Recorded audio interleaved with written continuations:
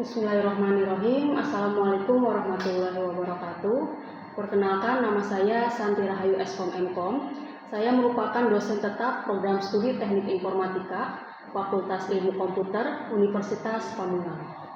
Saya dosen pengampu dari beberapa mata kuliah sesuai dengan bidang keahlian saya.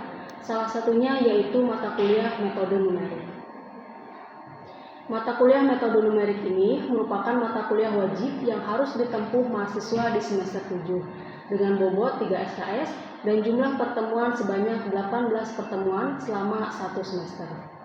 Prasyarat mata kuliah metode numerik yaitu mata kuliah kalkulus 1, kalkulus 2, dan aljabar linier dan matriks.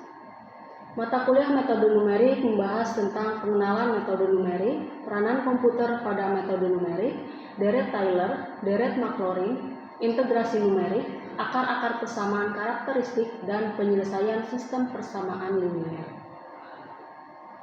Capaian pembelajaran mata kuliah metode numerik yaitu setelah pembelajaran, mahasiswa mampu memahami konsep-konsep metode numerik dan penyelesaian masalah dengan metode numerik.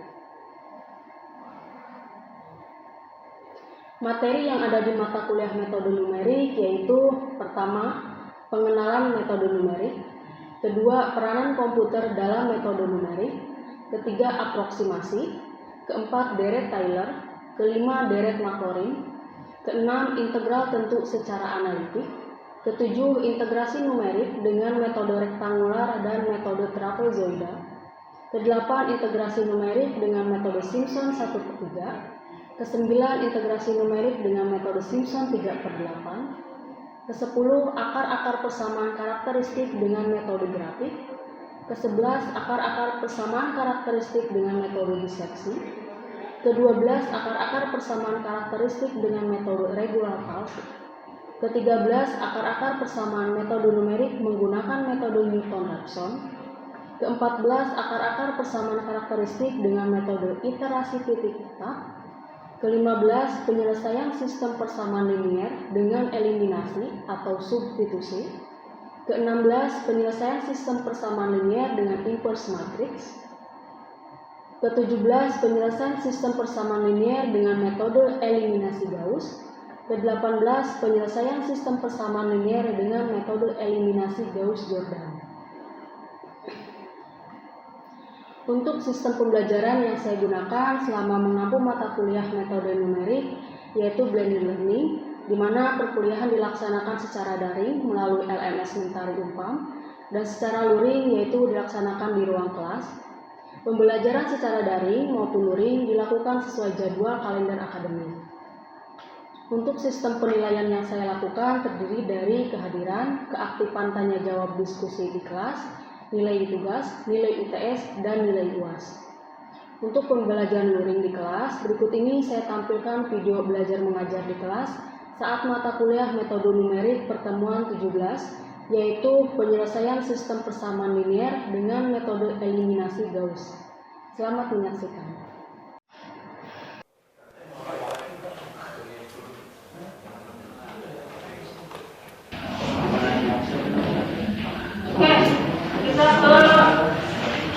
Materi SPL atau sistem persamaan linier. Apa itu SPL?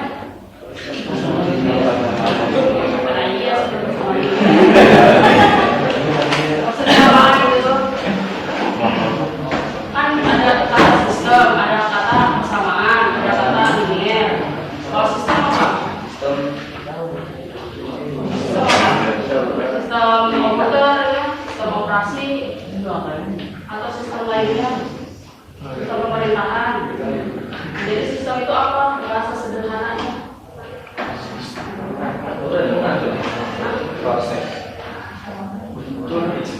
Apa? Kumpulan elemen. Nah, kalau di sini berarti kumpulan persamaan linier. Persamaan itu apa? Persamaan tidak sama. Persamaan itu kalau kemarin-kemarin apa? Yang ada di bidang matriks, entah itu garis lurus atau kurva. Kan ada persamaan linear, ada persamaan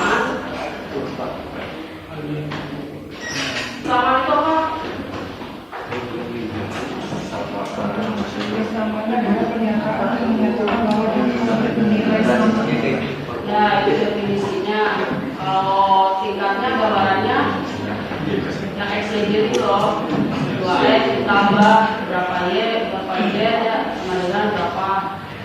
Kalau linear itu lurus, ada non linear. Berarti kalau misalnya digambarkan di bidang kartesius, kalau persamaan linear berarti garisnya lurus. Kalau di bidang kartesius, kalau persamaan non linear berarti bentuk kurva. Nah, kalau materi kemarin cari akar-akar persamaan non linear, berarti kan garis di bidang kartesiusnya bentuk kurva gitu ya, entah itu parabola gitu, entah itu menentuk terbuka ke atas atau ke bawah. Kalau yang linear berarti lurus. Dan di sini karena sistem persamaan linear, berarti kan kumpulan si garis lurus ya. Kalau diilustrasiin. Nah, si SPL ini untuk penyelesaiannya ada beberapa metode. Ada eliminasi Gauss, jadi memanfaatkan teori mengenai eliminasi dan matriks ya yang dibuat oleh Gauss namanya. Ada eliminasi Gauss-Jordan, kebalikan dari eliminasi Gauss. Ada lagi inverse matrix. Nah, inverse matrix ini ada linear matrix juga ada kan. Ada yang dekomposisi LU, iterasi Jacobi, iterasi Gauss-Seidel. Kalau iterasi Gauss-Seidel berarti memanfaatkan teori mengenai looping itu yang iterasi.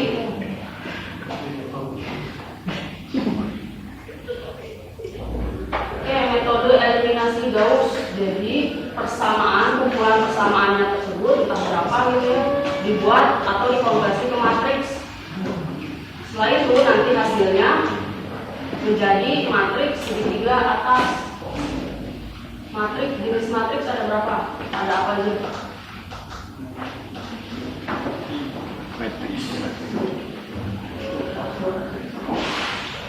Matriks itu apa? Ada berapa aja matriks? Di aljabar linear matriks, aljabar linear. Ya, mata kuliah itu ada tuh. Matriks baris, matriks kolom, matriks nol, terus matriks persegi, diagonal matriks. Nah, itu bedanya di mana tuh bentuknya? Kalau matriks baris berarti satu garis doang itu kan. Atau biasanya disebut apa? Kalau cuma satu garis doang, vektor. Terus apa lagi? Matriks kolom. Matriks kolom, Satu kolom doang. Atau biasa disebut vektor. Terus apa lagi? matriks nol, Matriks nol. Matriksnya ukurannya berapapun, isinya itu angkanya di sini itu nol semua. Matriks nol. Terus ada lagi matriks persegi, ya berarti barisnya sama, barisnya berapa, kolomnya berapa. Terus matriks diagonal, berarti gimana? Matriks diagonal. Buat diagonal utama ada Nol. Ini ya berapapun ukuran matriksnya gitu ya, matriks barisnya berapa, baris mana? Ini ya, baris 1, baris 2 kan ini kolom. Nah, ada lagi bentuk matriks segitiga atas, segitiga bawah. Nah, ini segitiga atas atau segitiga bawah? Di atas. Atas, karena yang ada angkanya itu di sini atas. Bawahnya patokannya diagonal. Oke, metode eliminasi Gauss pemanfaatan matriks dan juga bentuk matriks segitiga atas. Nah, nanti kalau udah membentuk segitiga atas, ada namanya perhitungan untuk Gauss substitusi.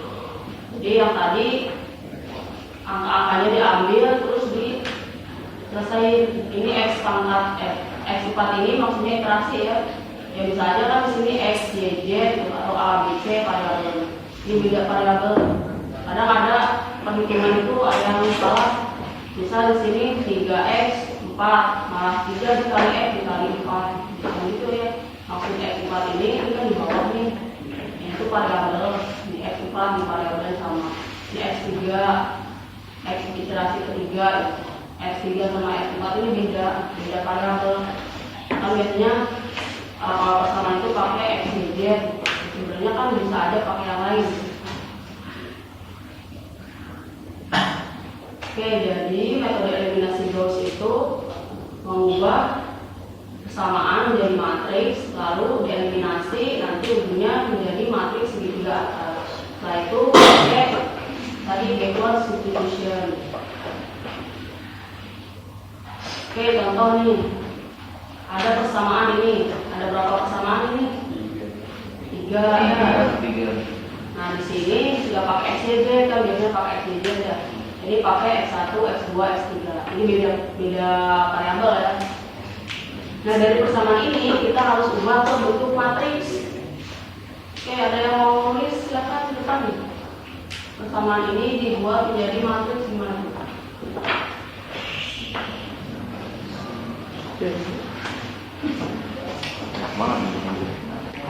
Dari persamaan ini supaya bisa diselesaikan pakai metode eliminasi Gauss, kita harus ubah dulu persamaannya ke matriks, ke bentuk matriks. Silakan mau nyoba, silakan ngomong. Boleh coba. Ya. Boleh maju play. Diubah ke matriks saja kan? Ya, bentuk matriks. Ya. Berarti sebenarnya ini ada 2 matriks ya. Matriks pertama ya ini yang ada koefisien yang ada koefisiennya. Satu lagi matriks untuk tatanya atau apa kolom. Tapi untuk diselesaikan ya nanti digabung. Oke, gak apa-apa dicoba aja di mana. Ditulis paling ujung karena nanti kita mau nyelesain makanya itu.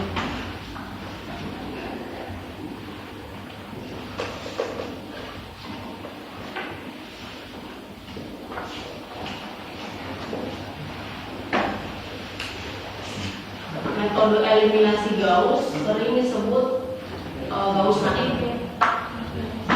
Atau Gauss doang, tapi gak pakai doang. Gauss naik itu sederhana. Gauss naik kecil amat, teman kamu kelihatan deh.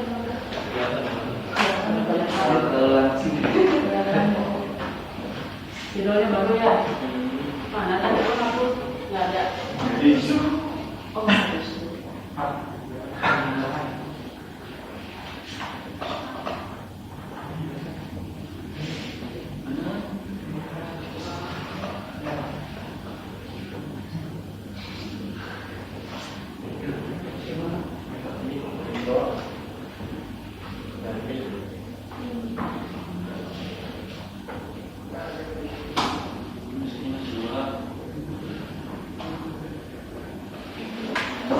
Yang buka laptop pernah dicoba nyari untuk visualisasi atau codingan untuk Python ya untuk ini kan dari kemarin-kemarin kita dari manual terus ada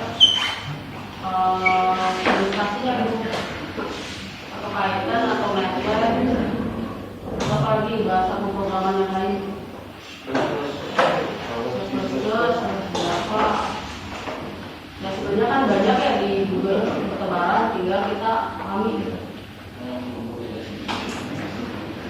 Supaya kita tahu gitu rumus matematik itu menjadi poinnya itu kayak gimana sih.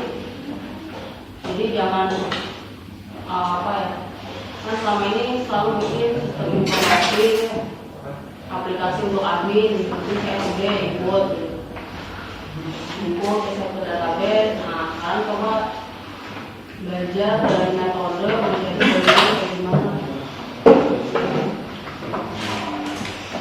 Sudah. Oke. Terima kasih. Siapa namanya? Rakli.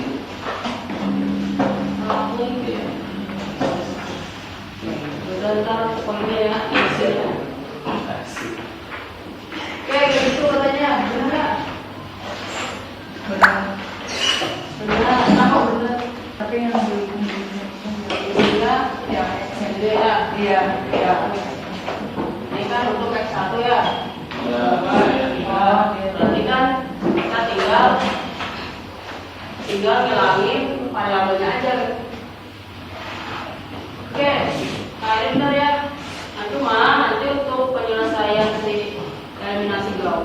supaya gampang coret-coretnya, penulisannya rapi, kita ubah menjadi seperti ini.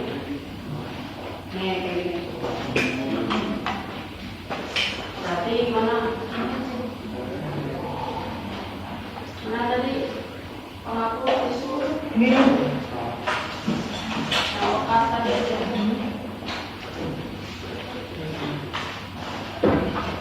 Jadi kita satuin dulu nih.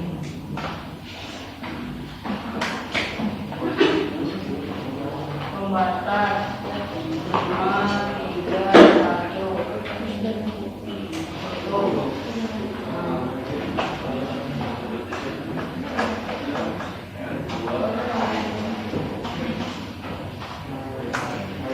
Oke, setelah ini, nah kalau udah kayak gini, bisa diselesaikan pakai metode eliminasi gaus. Untuk prosesnya gimana?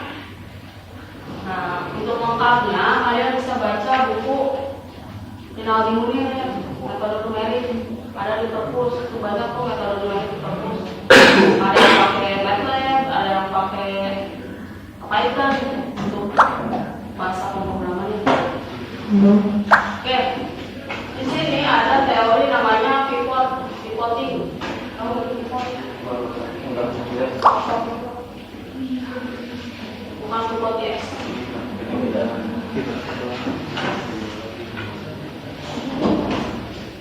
Patokannya itu diagonal. Sini mana diagonalnya? Angka berapa diagonalnya? 2, 4, negatif 1. Nah, patokannya ke sini. Setelah itu kan dari matris ini kita mau ubah ke matris segitiga ya, segitiga atas. Berarti ada yang dinolkan. Mana yang harus dinolkan? Yaitu dari bawah diagonal ini. Ini ya. Gimana nanda ini? Ini, sama ini, sama ini. Ini harus dinolkan. Nah, untuk menolkannya ada teori mengenai pivot tadi, terus ini. Jadi ini cara mengujinya. Kita fokus dulu ke ini apa? Sini. Garis kolom. Oke, kolom pertama kita fokus ke kolom pertama. Kolom pertama yang mau dinolkan mana? 4. Ini kan, ini sama ini ya. Iya. Berarti yang ini tetap. Nah, kita mau bikin rumus supaya ini jadi 0. 4 ini caranya gimana? R itu apa? Row itu baris ke 2. Oke, yang mau dinolkan itu row berapa? 2. Row 2 atau baris 2. Ini rumusnya ya. Tulis yang dinolkan yaitu baris berapa, selanjutnya kurangi. Pivotnya row berapa? Pivot itu diagonal nanti. Nah, kita fokus ke sini berarti pivotnya 2. Tulis 2. 2 itu row berapa? Baris berapa? 1. Baris 1. Terus yang atas itu taruh yang mau dinolkan berapa? 4. Pivotnya 2. Oke, jadi rumus. Coba kita cek benar gak no? Ini tulis surat-suratnya R2 kurangi, bisa disederhanakan ya. 4/2 berapa? 2. R2 berapa? Row 2 4 kurangi 4/2 R1 row 1 2 kan angkanya. Nah berapa? 4. Ini 2 0.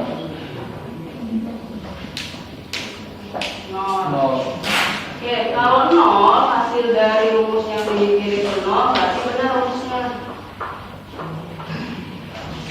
Oke, langsung ke sini yang mau dinolkan. Tadi gimana bikin rumusnya? Bukan mau dinolkan, mau berapa? 3. Kurangin di 2. Pivotnya? 1. Pivotnya tetap ya, 1.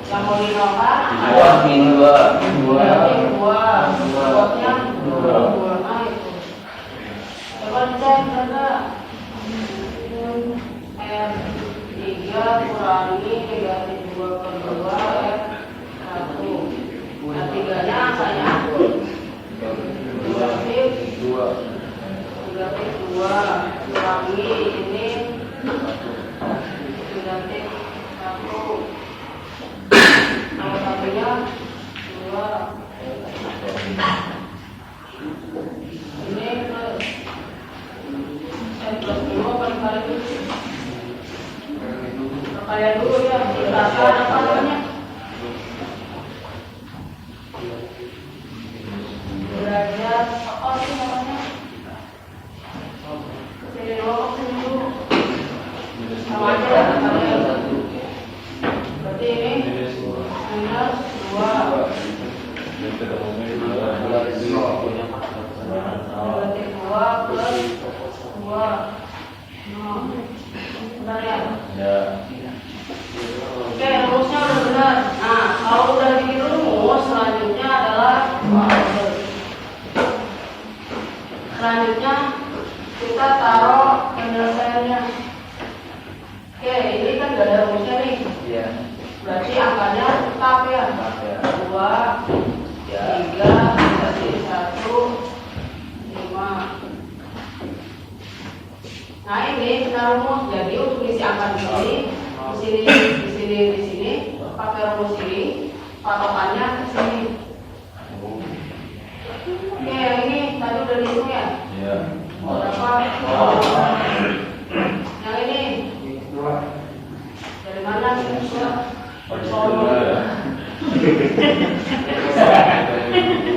Ini kan rumusnya sama ini. Berarti tulis dong di sini ya.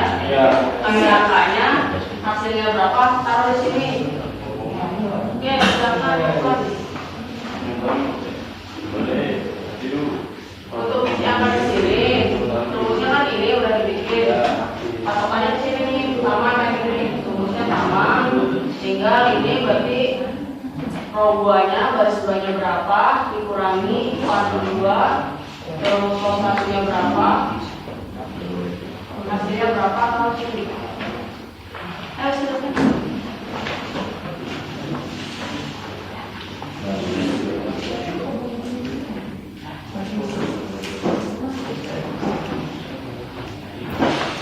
Oke, ada yang bertanyakan?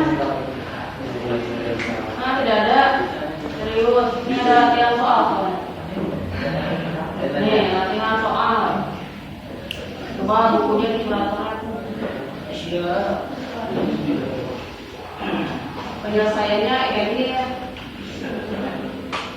Nah, kebetulan itu matriksnya sama ya. Matriks berapa kali berapa? 3 kali 3. Garis kolomnya sama. Coba kalau saya bedain, bisa nggak misalnya pakai matriksnya 10 kali 10, garis kolomnya 10.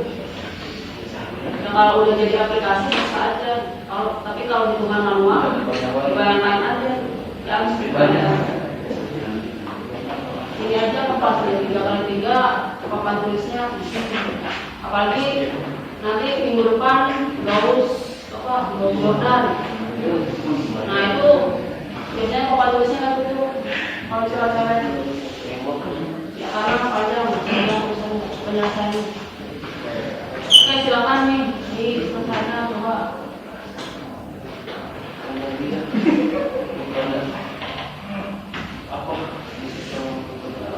Sambil mengerjakan ada yang mau ditanyakan?